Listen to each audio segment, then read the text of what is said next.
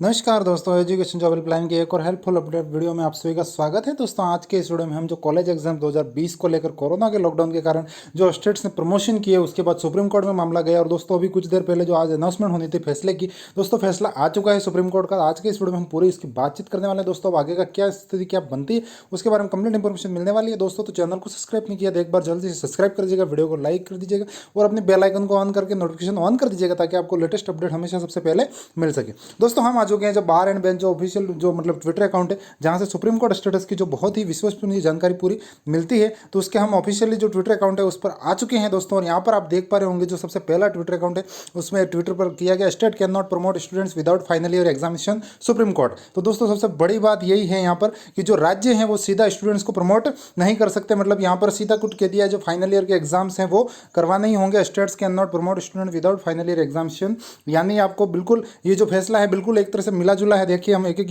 Issue को जो मैं क्लियर करूंगा। सबसे पहली बात तो यहाँ पर यह है कि दोस्तों जो एग्जाम्स हैं वो होंगे, लेकिन उसके लिए दोस्तों यहाँ पर ये कहा गया, deadline can be alerted by state but exam will be held. मतलब आप यहाँ पर स्टेट्स को ये भी कहा गया है कि आप जो डेडलाइन है, जो यूजीसी ने डेडलाइन दी थी भाई 30 सितंबर से पहले एग्जाम करवा दो, ये स्थिति यहाँ पर कंप्लीटली सुप्रीम कोर्ट ने ये कह दिया है कि जो यूजीसी ऐसा नहीं कह सकता। अगर राज्यों में स्थिति अनुकूल नहीं है तो इस डेडलाइन को बढ़ाया जाए। अगर 30 सितंबर के बाद भी अगर अक्टूबर तक भी एग्जाम्स होने की स्थिति बनती है तो एग्जाम्स करवाने होंगे। और यहाँ पर यह भी कहा है कि अगर मैंडेटरी जो कंपलसरी एग्जाम्स हैं वो 30 सितंबर से पहले नहीं करवाए तो एक्सटेंशन इसको दिया जा सकता है। यूजीसी को इस बारे में अब सोचना पड़ेगा। और आगे यूजीसी हालांकि पहले कहता ही आ रहा है कि जो एक्सटेंशन है वो लिया जा सकता है, लेकिन यहाँ से जो राज्य थे महाराष्ट्र, उनकी तरफ से जो सीधी प्रमोट की बात थी उसको सुप्रीम कोर्ट ने बिल्कुल ही नकार दिया। मतलब राज्य अपने स्तर पर सीधा प्रमोट का फैसला नहीं ले सकते। इसकी और हम इनपुट आउटपुट जो खबर है उसको और देखते हैं। बिना परीक्षा पास नहीं होंगे फाइनल ईयर के स्टूडेंट्स, सुप्रीम कोर्ट ने राज्यों से कहा हालत देखते हुए यूजीसी से बात करके फैसला लें। मतलब अब राज्यों को बिल्कुल ही स्वतंत्र कह दिया है, यहाँ पर आप सीधा फैसला नहीं ले सकते। दिल्ली समेत राज्यों ने खुद ही परीक्षा रद्द करने का फैसला लिया था।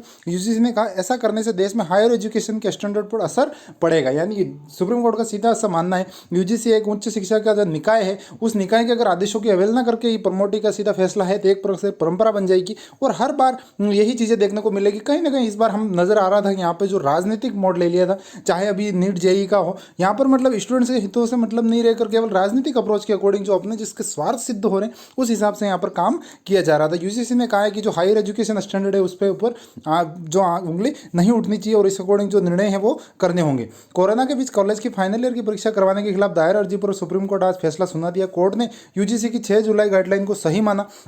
छात्रों को राहत से इंकार करते हुए कहा कि छात्रों को जो राज्य है उनको परीक्षा रद्द करने का अधिकार है, लेकिन स्टूडेंट बिना परीक्षा पास नहीं होंगे। मतलब यहाँ पर ये कहने का मतलब ये है कि आप एग्जाम्स तो रद्द कर सकते हो, उस डेट को आगे बढ़ा सकते हो, बाद में एग्जाम होंगे, लेकिन यूजीसी की अवहेलना करके आप सीधा ही बिना परीक्षा पास कर दोगे, ये चीज़ संभव नहीं है। हालांकि कोर्ट ने राज्यों को थोड़ी राहत देते हुए कहा है कि अगर उन्हें लगता है कि महामारी को देखते हुए वो परीक्षा कराने में समर्थ नहीं है तो उन्हें यूजीसी से सलाह लेनी होगी। कोर्ट ने कहा कि राज्य आपदा प्रबंधन अधिनियम के तहत परीक्षाओं पर फैसला ले सकते हैं, लेकिन छात्रों के भविष्य को देखते हुए यूजीसी से सलाह लेनी होगी। मतलब आप अगर आपदा है आपके राज्य में तो आपको यूजीसी को सलाह में लेना होगा, उसको विश्वास में लेकर फिर उस हिसाब से उस फैसले को आप आगे बढ़ सकते हो। 18 अगस्त की आखिरी जो सुनवाई हुई थी उसके बाद आखिरी सुनवाई में कई प्रकार के सबने 3 दिनों तक उसके अपने तर्क वितर्क पूरे लिखे थे लिखित में, और उसके बाद इस प्रकार के इस फैसले को लिया गया। तो दोस्तों, जो भी है अब स्टूडेंट्स के हितों में जो सुप्रीम कोर्ट ने जो बात रखी है, कहीं ना कहीं उसके अकॉर्डिंग हम अब आगे चलना होगा। और यूजीसी अब देखिए जो एक न्यू गाइडलाइन जो भी है जारी करेगी। हालांकि गाइडलाइन तो वही रहने वाली जो जुलाई में दी थी कि आपको डिस्टेंसिंग का पालन करते हुए एग्जाम्स करवाने हैं। अब जो बात रही कि ओपन बुक एग्जाम होते हैं या फिर ऑनलाइन एग्जाम्स होते हैं, क्या मोड निकल कर सामने आता है,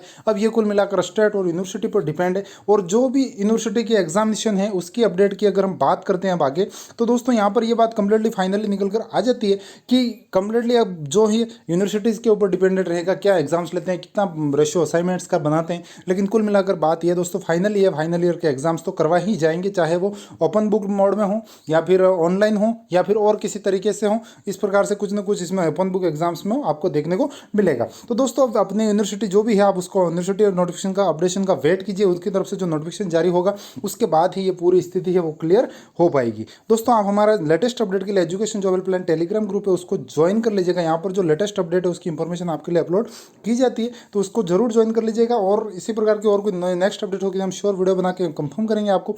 मिलते हैं और किसी नई अपडेट के साथ, तब तक के लिए जय हिंद, वंदे मातरम दोस्तों।